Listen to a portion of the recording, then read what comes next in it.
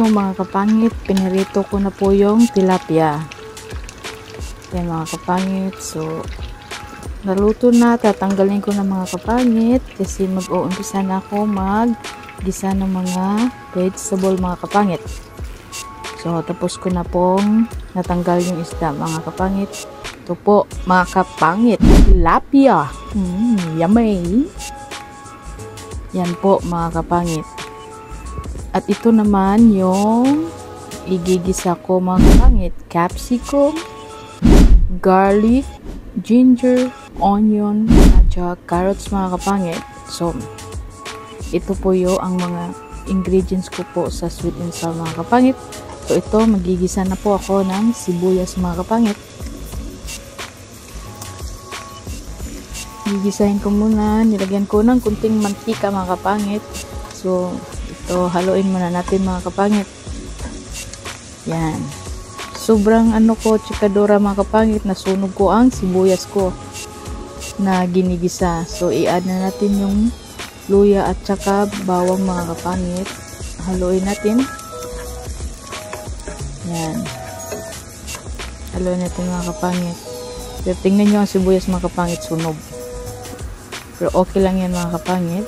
Tapos mag-add tayo ng white vinegar at saka water. Depende sa inyo mga kapangit kung gusto nyo maraming gravy sa sweet and sour nyo mga kapangit. Nasa inyo na po. Haluin.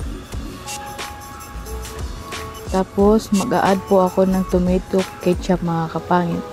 Tomato ketchup mga kapangit, hindi pwede banana ketchup. Tomato ketchup. Yan, haluin natin mga kapangit. Depende din sa inyo kung gaano ang ketchup ilalagay nyo. Kung gusto nyo mapula-pula. At saka nag-add din ako ng sweet chili sauce mga kapangit. Kasi sa tuwing magluluto ako ng sweet and sour mga kapangit, mag-add ako ng sweet chili sauce. Yun, tapos natin din yung mga kapangit, ihalo-halo din natin.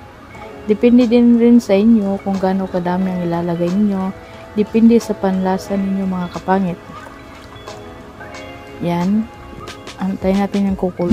Tapos mag-add tayo ng brown sugar kasi wala akong white sugar mga kapangit. So brown sugar ang nilalagay ko.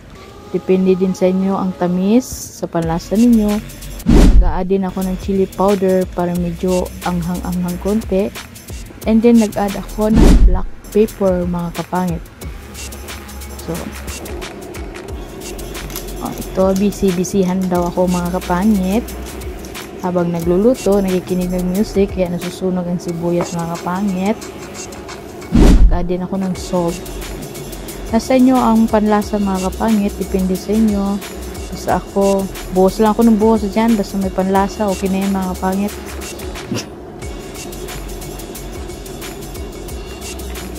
Busy ang kusinero mga kapangit, seryoso.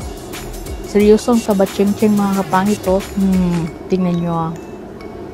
Tapos, ito na itsura niya mga kapangit oh. Yan. Sweet and sour. Mabango ah. Tapos, i-check nyo mga kapangit yun mamaya. Tapos, nag-a-add ako ng carrots.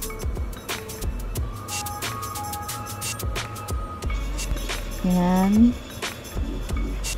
Kasi, palambutin natin ang carrots mga kapangit.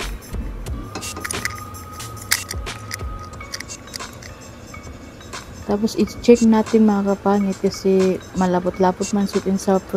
Hindi pa siya pwede mga kapangit. So, tingnan nyo, hindi pa siya malapot. Kaya, mag-a-add tayo ng cornstarch mga kapangit.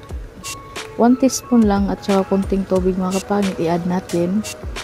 Para medyo malapot yung natin, yung gravy niya, sweet and sour. Kunti lang. Pangit naman pag maraming cornstarch ang inilalagay natin mga kapangit. So, haluin natin mga kapangit. I-add natin yung capsicum. Mabango na yung So, kunti lang yung gravy na ginawa ko mga kapangit, pero mag-a-add ako mamaya ng kunting tubig din. So, yun na siya mga kapangit. ilagay na natin yung prito na tilapia. Depende sa inyo mga kapangit kung yung isda nyo, yung tilapia nyo ilagay nyo sa dish nyo, doon mo na lang ibuhos yung gravy. Pero sa akin hinahalo ko yung sa kaldero mga kapangit.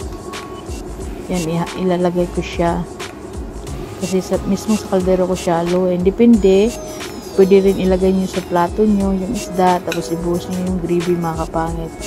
Pero sa akin hinahalo ko sa kaldero mga kapangit.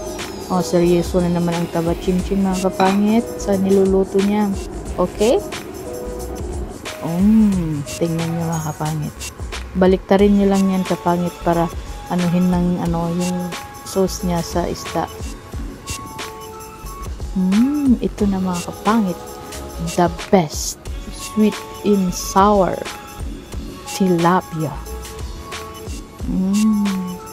Bango.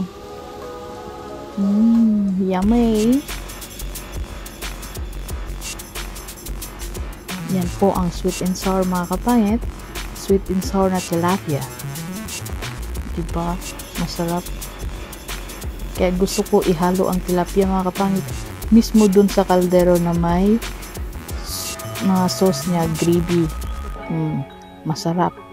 Yummy. Marami ang makain ko mga kapangit.